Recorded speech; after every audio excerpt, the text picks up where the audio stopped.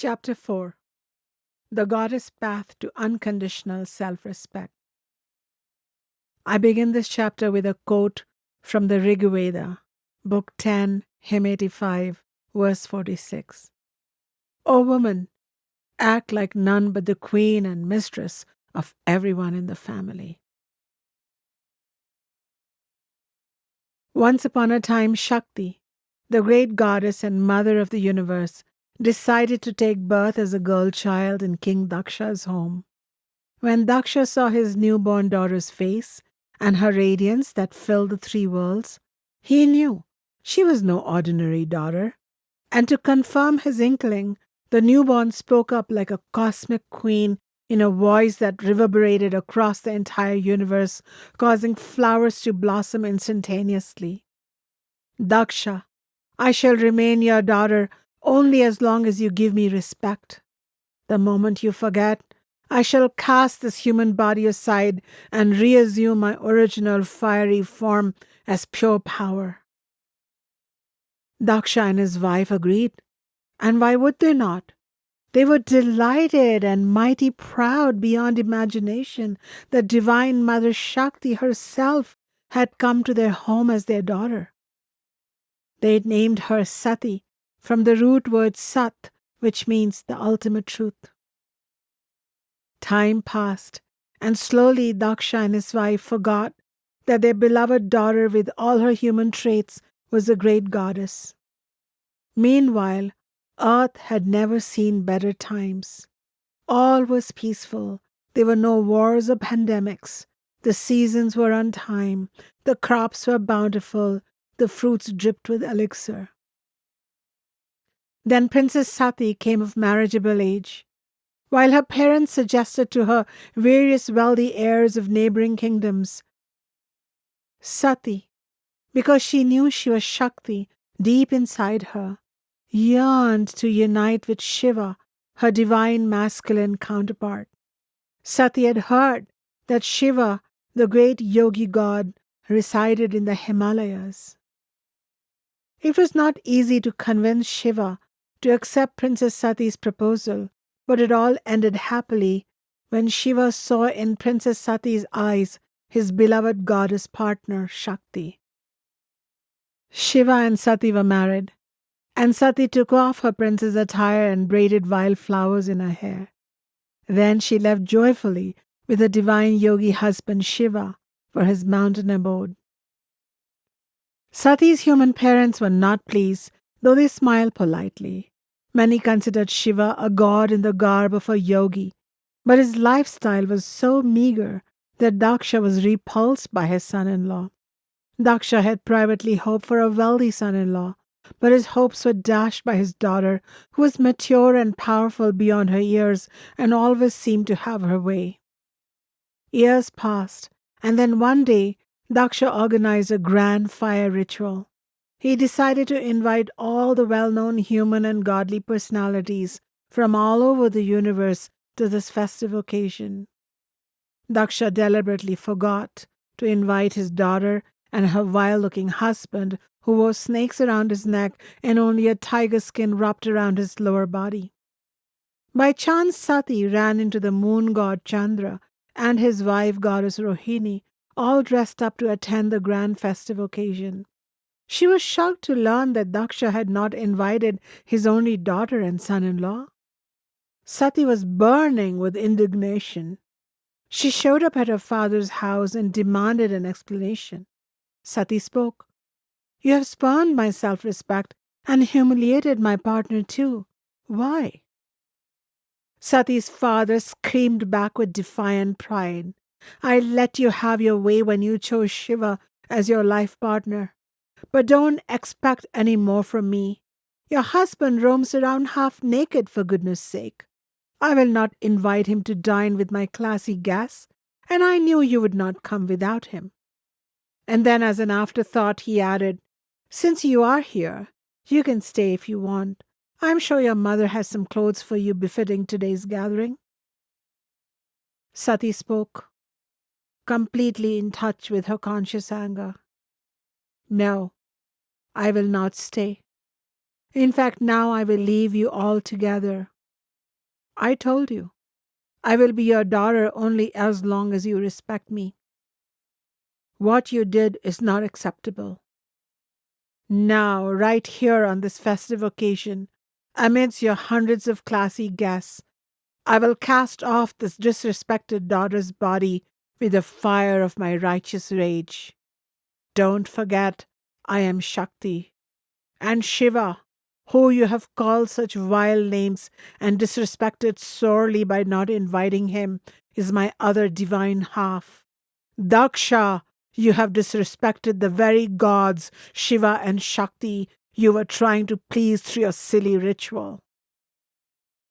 Then, a radiant fiery flame, which was pure Shakti herself, erupted forth from Sati's body and headed towards the sky. The body that Shakti had once possessed as Sati was now engulfed entirely in flames. The charred body dropped to the floor. Shakti had left after self-immolation of a human body as Sati. Daksha was left bitterly crying for everything he had lost, including his beloved princess. Shakti manifested in front of Shiva and said, I have not forgotten my promises to you, my love of you, and of the divine work we must do together. I will come back to you soon in a new body. This tale from the Puranas invariably gets my attention every single time. Why? For the sheer courage of conviction demonstrated by the goddess in her human avatar. If you are feeling shocked and wondering how self-immolation is an act of courage, remember, all the elements of the myth are symbolic, not literal.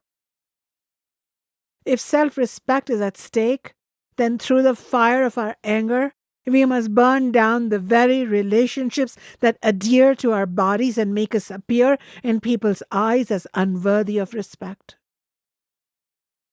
Daksha could only see with his eyes the body of his daughter.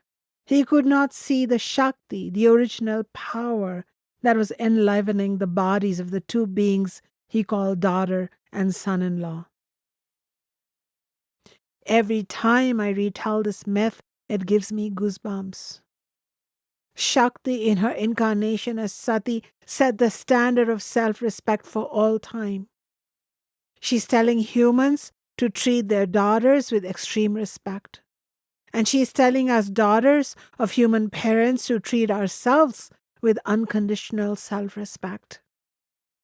We need reminders because too many times we humans give our loved ones, superiors, colleagues, lovers, and friends countless chances to disrespect us. Shakti is telling you disrespect is never okay. Because if you allow it once, then you are giving the signal that you are going to be okay with more disrespect in the future. The moment you see it coming your way, it is imperative that you act. At the minimum, speak up when it is safe to do so. Say you don't like it. Walk away with your head held high. As for the thread of emotional attachment that keeps making you go back to the disrespectful ones, burn it.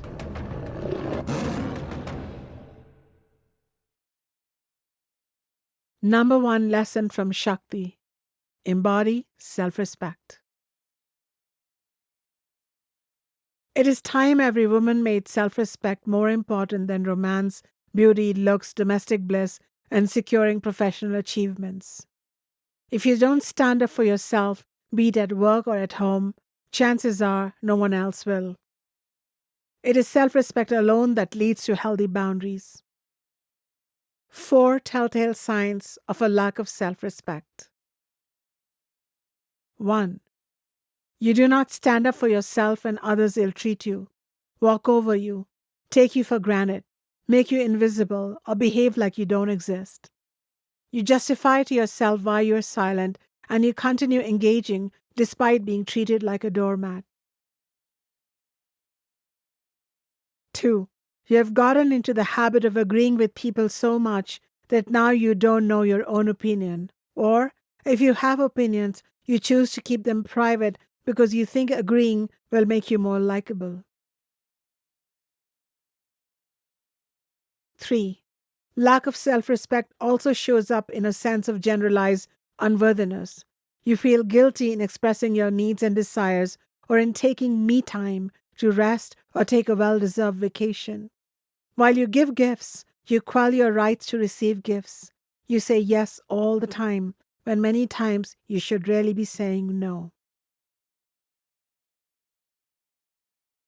4.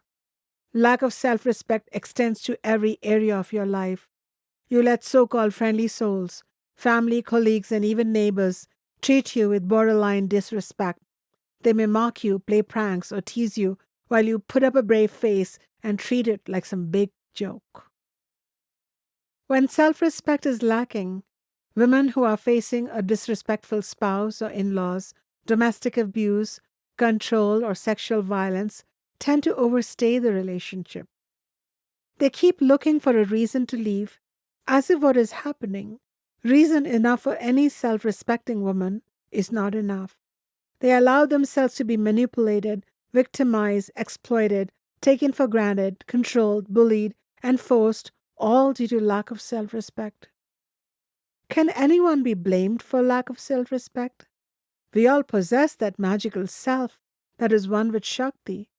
But sadly, most women are dealing with the wrong kind of messages from childhood, and thanks to internalizing feminine guilt, they think respect can be gained only through proving they are worthy of respect, by holding high paying jobs, making sacrifices in domesticity, having a thin body, or a happening social life.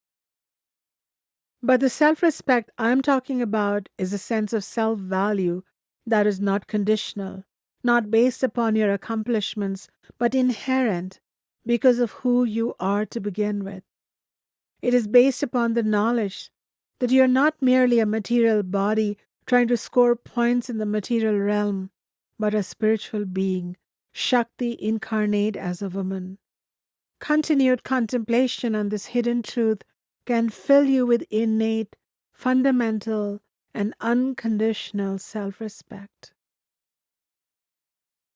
Often, women don't have beautiful, empowering goddess myths in their cultures, nor access to knowledge of the self from the Vedas to wake them up from their acquiescence to ongoing maltreatment. In modern societies, nobody says outright, "You're a girl, so you better stay down there." But nevertheless, the entire society and media, even in the most advanced places on earth, reinforce the image of successful womanhood, chiefly based upon looks, popularity, weight, niceness, sweetness, and smartness, but not before the ability to snag a male partner. Self respect is not considered a must have trait for women. Professionally successful women, if they are not married by a certain age, are universally considered a little less worthy of respect than the woman who not only has professional accomplishments but also a committed partner and kids to claim as her own. And one confused student justified her stance to me this way: if one must dumb down a little to make that happen, step back a little, and even overlook occasional disrespect from our partners to have it all, then why not? It is for women like this student that I'm writing this book, who self-sabotage their own inner goddess by their slippery standards born of false values, and who are unaware of their goddess potential to lead a truly magnificent life. Accept yourself to respect yourself. In a unique way, goddess archetypes can help modern women construct their own narrative about who they are and claim an identity that is not imposed or judged by a colonizing masculine mindset. They can finally be themselves as they are, rather than be imagined into being and becoming by others, least of all by the males around them. This is an important journey of spiritual reclamation. Ultimately, it will lead to greater self acceptance, an end to shame, and greater integration with all aspects of the feminine experience. Durga is not apologetic for being wise, powerful, fierce, gentle, or single. She is the mistress of her universe. She is in charge. Shakti's wide range of appearances and qualities, ferocious to compassionate, attractive to repulsive, uncommitted to wholehearted, sensual to chaste, passionate to meditative, might feel strange to cultures that view God in a moral straitjacket. I invite you to welcome the extraordinary vision of the ancient Vedic seers who did not force a limited expression of the divine feminine on humanity. The stunning and shocking unfamiliarity of the goddess forms, overtly powerful while simultaneously nurturing or sensual, can help free us from our predictably limited states of mind. They can propel us into the realm of the unfamiliar, unknown, and unexpected, where anything is possible because the feminine is divine. But if we are always engaged with an illusory, fictitious self, one that the world or significant others want to see, can we ever really respect ourselves? Such fictions are a waste of time. Your spiritual journey to your inner Durga begins when you voluntarily start peeling off masks one after another. Worldwide, we women have rejected our right to be who we are deep down, often unconsciously. Age-old feminine guilt ensures that we try hard to be or become what others want from us without ever fully realizing it. When I was young, I did not fully accept myself and therefore could not deeply respect myself. Despite reasons to not act in disempowered ways, many times I became that which others wanted me to be: the good wife, the super mom, the diligent daughter-in-law, the shoulder to cry on for the other needy women, the reliable neighbor, the pious soul. And all along, I was estranged from my own truth. And when I ran out of steam, patriarchal society in India and later in the US handed me yet more well-worn scripts, and off I went again, living out a new but ancient narrative of feminine self-rejection. Vulnerability is considered a sign of feminine weakness and neediness. In a male-dominated culture with male gods, male politicians, and a male-driven economy, women are obliged to play by the rules set by males in a game chosen by males. But once you bring greater wisdom, consciousness, knowledge, and light to your vulnerability, it becomes enlightened vulnerability. And in modern times, women must find a greater acceptance of their inherent womanhood. In an internalized patriarchy, we have lost this acceptance of our feminine characteristics. We need to stop overcompensating for our feminine vulnerability, stop hiding our feminine courage, anger, or rage, stop making excuses for our emotional nature that is truly divine. It's unsurprising that women experience depression when we don't allow ourselves to roar with righteous rage, nor cry openly and express our discomfort where and when it matters. We simply cope far too much and for too long. Let me tell you this: you matter. It's important to give adequate attention to your needs and vulnerabilities and take care of your inner goddess. Your needs matter. Your truth matters. Grounded in a spiritual appreciation of your true nature, why not offer yourself radical self-acceptance? Accept yourself as you are and be real. Accept that scar or wrinkle that you think is your worst enemy. Don't highlight only what you like about yourself. Bring self-acceptance to that inner or outer scar too, because everything is part of a divine feminine order. Self-deception conceals the inner goddess and stops us cold on the journey we have yet to undertake. Truth reveals her and brings the goddess closer to you. A woman in one of my workshops shared this about her marriage. She said, "If I'm not tough with my husband of 25 years, vocal, loud, rigid in my opinions and preferences, he will just roll right over me. He does actually. He gaslights and pretends I didn't say something clearly because it lets him get what he wants without having to discuss it with me. Yet I'm learning. If I say it quietly and say less, react less, and disengage, he pays more attention. But it is still difficult for me to always trust the softer approach. It brings up a lot of fear that I will not be seen. A lot of fear." Having to be hard is not necessarily more self-respecting than having to be accommodating. Both are superimposed scripts on our inner goddess embedded by patriarchy. It is simply a reactive opposite of the meek way some women embrace their humanhood.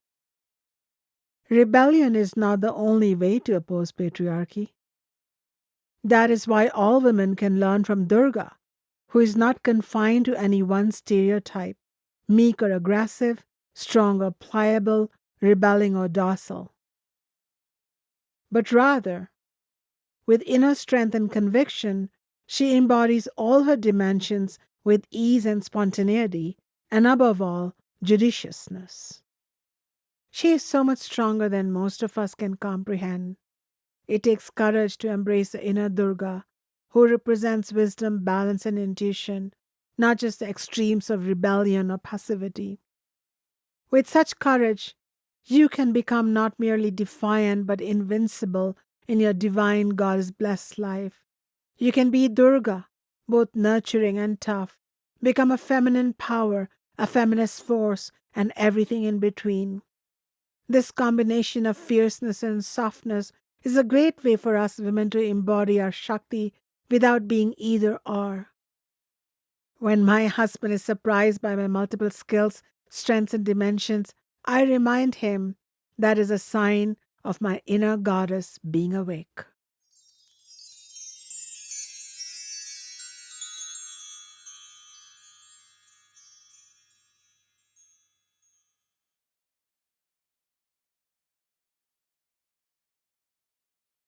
Self-respect is a dharmic obligation.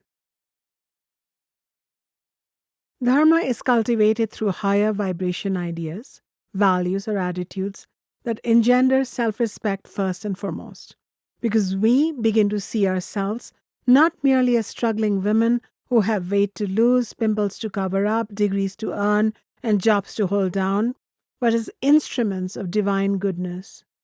We recognize that a divine feminine force, a greater will, is moving through us, asking us to be the best possible versions of ourselves. When we show our own self-respect and form this foundation of self-value, then extend respect and kindness to others, after due discernment of who is worthy of our respect and who is not, then we become more like the goddess who always lives with self-respect and whose life is an example to others. Therefore, Dharma inspires us to possess and practice those virtues or valuable thoughts that make us bold and courageous in celebrating who we are as women and at the same time compassionate, sensitive, and responsible beings towards others. When you make respect one of your core needs, your own value system will become more enlightened. Then, guided from within, you will only stay and interact in healthy relationships. You will not put up with disrespect a minute more than is necessary. You won't have sliding standards, and people will know better than to mess with you and your respect. Also, your practice dharma of self-respect will elicit Divine Mother Durga's grace and protection. She will be pleased that you are trying to emulate her and live like her. Your mind will become a pure crystal, radiating your goddess power, divine abundance, and a more awakened state of being. To help you engage with Durga and the Dharma of self-respect, I am going to read to you the words of some verses that came to my heart. As you listen to them, let your heart be still. And as you contemplate upon them, feel. The great self-respecting goddess dwells in the very depths of your being.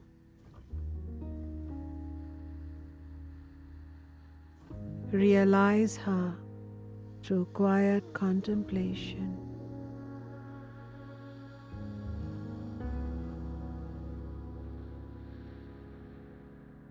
Feel her power surge in your heart. She is hidden in you, like fragrance lies hidden in the flower.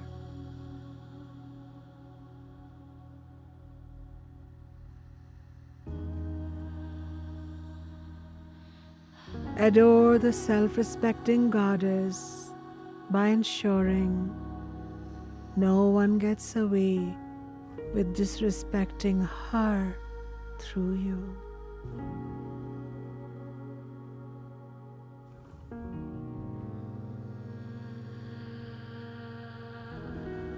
The goddess of power, Durga, is saying to you, "O my child, my daughter, show me value by valuing yourself.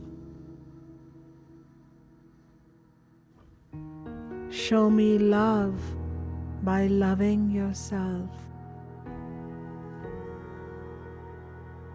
Show me care by caring for yourself. Show me wisdom by protecting yourself."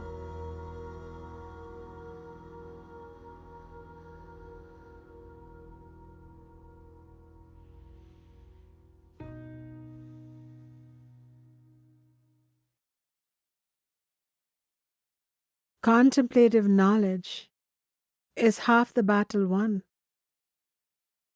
Women must realize that embodying the Dharma of self-respect is as important as eating healthy, exercising and relaxing with our supportive friends, if not the most important thing of all. When you keep valuing yourself as a bearer of Shakti, you will attract relationships worthy of your inner goddess. At the very least, you will gain your own self-approval every time. And sooner or later, you will attract mutually honoring relationships or influence your current relationships in such a way that you can dwell in them with your self-respect intact. I cannot promise you will win in all your relationships, but I can promise that with knowledge of how to be a true self-respecting goddess, you won't lose yourself. Following our 4 mandates of self-respect I made for myself and tried to live up to in my own life many years ago. They served as my own self-respecting boundaries.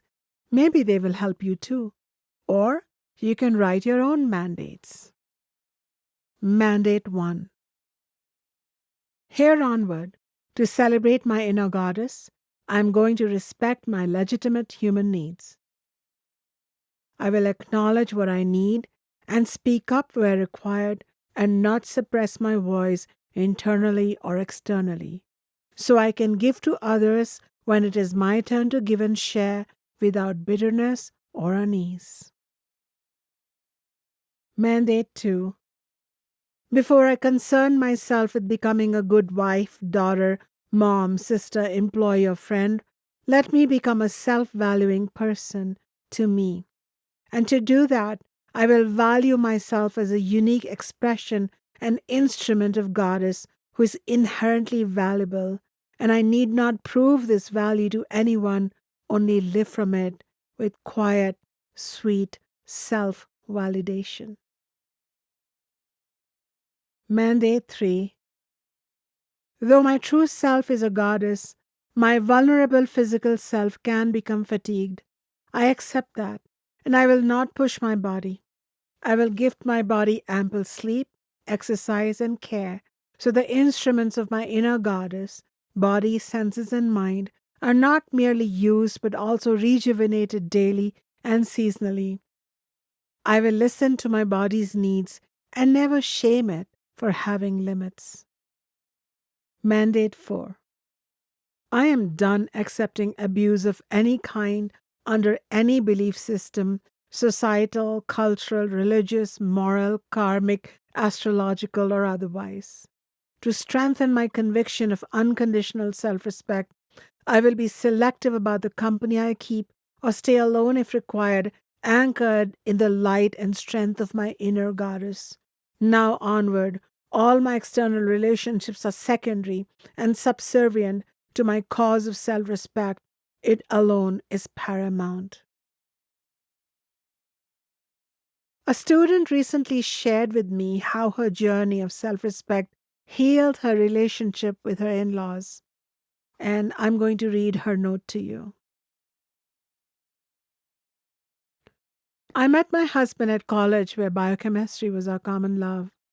We came from vastly different backgrounds, and we were happy until it came to meeting each other's parents. My folks are working class. I put myself through college by working part-time and using part scholarship. Nick's parents are old rich. Nobody said anything, but I knew my in-laws were disappointed in their son's choice, me. I found myself slipping into pleasing behaviors whenever I was around them. I also paid extra attention to what I was wearing or saying. The more I tried to please Nick's parents, the more they seemingly distanced from me. I lost my confidence. My failed attempts at squeezing warmth from them consequently froze my heart into coldness. Now I had become them, the rejecter, distant and disengaged. I got filled with bitterness from the why me syndrome and wondering, how could they be so mean? I was swinging between being the victim or feeling like an aggressor until I was exposed to the nondual goddess teachings. I learned why pleasing or rejecting behaviors do not support the emergence of my inner goddess. I am Shakti became my ongoing contemplation. So instead of smiling outwardly and resenting them inwardly, I proactively set emotional and physical boundaries for the first time in my life. I told them and my partner my experienced truth in a letter, in a very simple, non-charged, straightforward manner, using direct yet non-violent language. I told the in-laws that I was feeling unwelcome, uncomfortable, and unsure, so I will stop coming to their home or calling them on the phone for whatever time it takes until either I have bridged the gap between us emotionally and feel ready to engage, or they invite me back because they looked at their actions and the hurt it was causing me. I had no doubts. For the first time, it did not matter if they liked me or not. I knew I am Shakti, and I deserve the same respect that I am willing to offer. And this was my truth, all of it. And this is what I proceeded to do. I stayed away. As I stepped back, my husband stepped up. I found him having questioning conversations with his parents, asking them to step up and understand how much he loved his wife. Then, after a hiatus of a few years, they visited us for Thanksgiving. I found myself strangely peaceful. I did not rush to wear makeup or don expensive clothes in their anticipation. When I opened the door, I felt like my Shakti was with me. My eyes met two pair of warm eyes. I responded with my natural warmth, no longer held back. I'm glad I respected myself and my feelings for a change. It changed my life. Durga-like power arises from self-respect. Like the student I told you about, all women must stop seeking validation from others. Instead, let us seek our own approval. When we fall into a habit of seeking approval, we not only lose our self-respect, we also lose our power. When our minds are burdened with a need for validation, our power becomes hidden and our self-esteem tanks. We don't like ourselves. Therefore, it's important to stop outsourcing our sense of worth to people and possessions and instead generate it from within. You must outwit the asura of wanting approval from others and become your own cheerleader. In my case, the self-respect and personal power I embody arose not because I looked outside me for validation, but because I dared to blossom into who I was meant to be, an unconventional guru of a deeply traditional body of knowledge. Yet through all of this, I remained true to myself and followed no pre-existing mold. I am more transparent than most teachers from my tradition. I share openly about my life and challenges. My inner goddess laughs wholeheartedly in public. I teach and uplift by embracing what I call my enlightened vulnerability. I can be the teacher I'm meant to be while letting the goddess guide me. There is no need to seek approval or try to fit in. Embody your original ideas and unique body of work and do what you are meant to do on this plane, be it raising your kid or ruling a nation. Make a habit of pausing to discern what you really live for, what you value in your life. You may not know it right away, but this habitual self-inquiry will lead to a thoughtful, deliberative, and ultimately self-respecting approach to life instead of an externally driven existence seeking out a validation and respect and often not getting it. Activating the timeless and universal goddess legends in your heart is an important step in this empowered direction.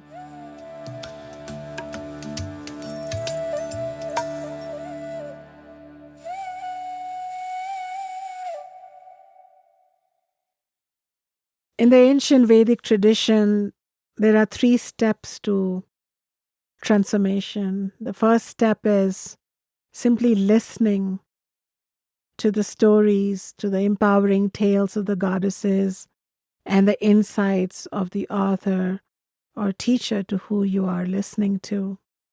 And this stage is known as Shravanam, and you use your ears. And the ears are connected to the heart, so everything is just dripping, all these sounds are dripping into your heart and collecting there like a golden reservoir of light-filled sounds. And the second stage is Mananam, or contemplation, which I'm going to lead you through. And after you have gone through contemplation, you come closer to the final stage. And I'm going to say a Sanskrit word, which is a bit of a mouthful, but it's lovely to hear. And it goes like this. It means nididhyasanam, which means practice. So as you contemplate in what I'm going to present to you, you will find that in your daily life, you are doing nididhyasanam, which is you are suddenly speaking like a goddess. You're relating like a goddess. You're making love like a goddess. You're entering relationships like a goddess, and you are exiting relationships like a goddess. So it's all tied up, the listening, the contemplating, and then the coming alive in your daily life. So this 3-step process is a beautiful process. So now let us go into the second step of it, which is Mananam, that you and I get to do together. And it begins always with, I ask. What do you ask of yourself? So ask yourself, in what ways do I lack self-respect? And this has to be a searing question that you ask of yourself. This is not simply a question like, have I eaten my meal? Is my stomach hungry? Do I need something? It's not a superficial question. I ask, in what ways do I lack self-respect? And you can jot down, if you have a piece of paper, you can type something if you use your laptop, to make a few points. Do you let others cut you off when you are making a point, when you are speaking, when you're delivering your truth? And do you let that happen again and again? Do you have people who you allow to take you for granted, who expect that you'll always say yes to their plans and modify your plans for them?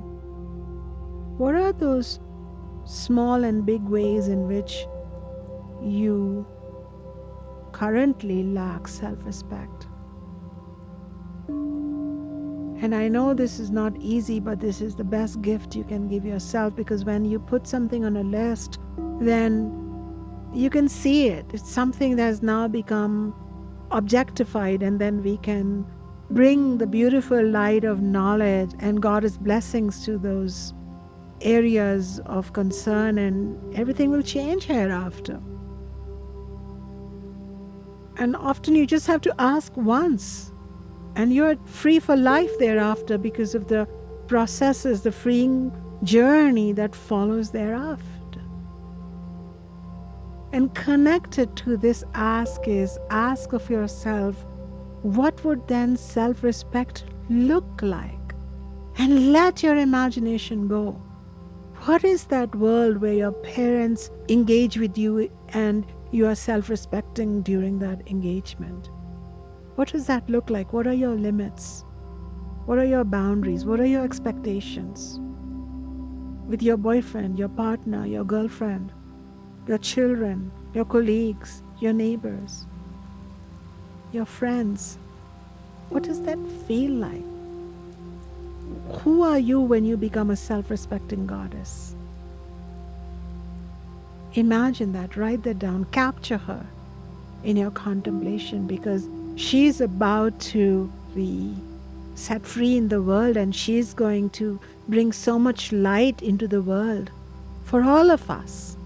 Become a self-respecting goddess for all of us, but it begins with asking the question, where do I lack it, and what does it look like?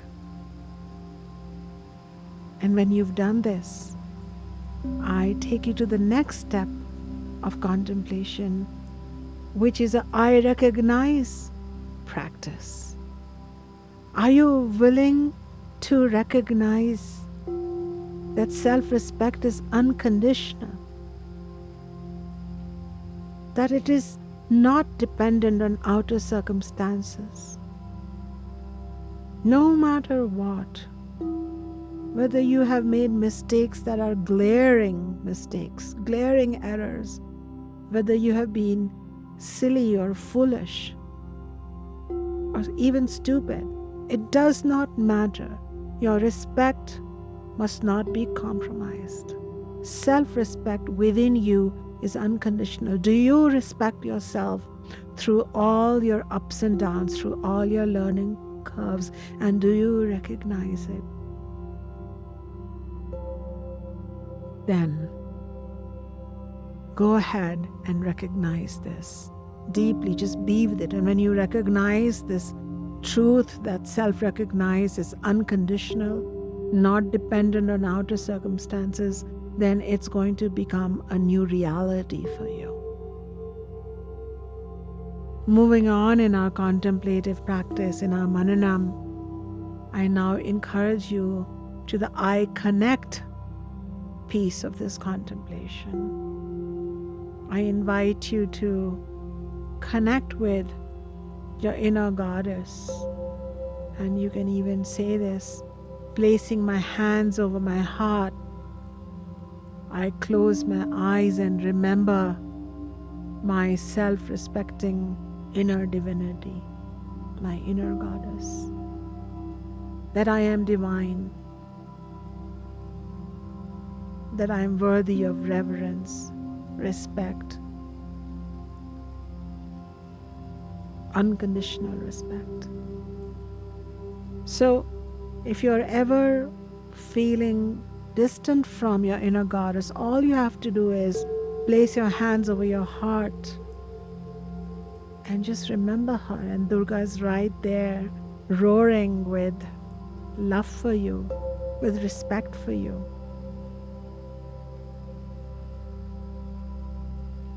Yeah, how does that feel? And if you feel some emotion coming up, that's all right too. Mostly when I honor my inner goddess and remember how close she is to me, I experience respect for my being, my body, my every cell, for my ignorance as well as my light. I just respect my whole journey. And I want you to do the same. Beautiful. And after this experiential contemplation, you're ready for I decide. I decide I will value, cultivate, and embody self-respect every day in every moment of my life. You are making a decision to make self-respect a priority,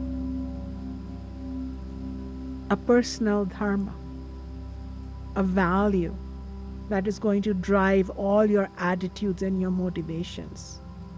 No matter what you do in your life, what contracts and agreements you agree to sign, you got to check the fine print.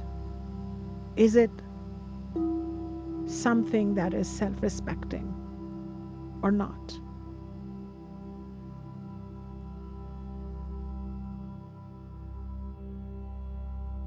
And when it's time for action, I act, then you can say, I act in the following way. You can contemplate on this. I stand up for myself. I care for myself. I start the conversations that I must have. I make the necessary changes to reclaim self-respect every single time. I act in ways that let people know that my respect is non-negotiable. I act gently but firmly, calmly but unflinchingly, towards the maintenance and restoration of self-respect. And to help you remember that you are Durga and that you are worthy of respect and that you must be charged with the fragrance of self-respect from within. Remember, Shakti is pure fire. Burn away those agreements, those relationships, those ideas, those emotional contracts that no longer serve you, that undermine you and your respect in any way. Imagine that there is a flame burning within your heart and you're allowing for things that no longer treat you reverentially to burn away in that flame, not to be hurt or damaged, but to be transformed, because fire is a transformer. I think the memory of this holy flame within you, this divine feminine flame within you, whose light and radiance enhances your self-respect and whose heat burns away everything disrespectful, is going to be with you throughout the day. And it shall help you to roar with self-respect more and more for the benefit of you and for the benefit of all of us.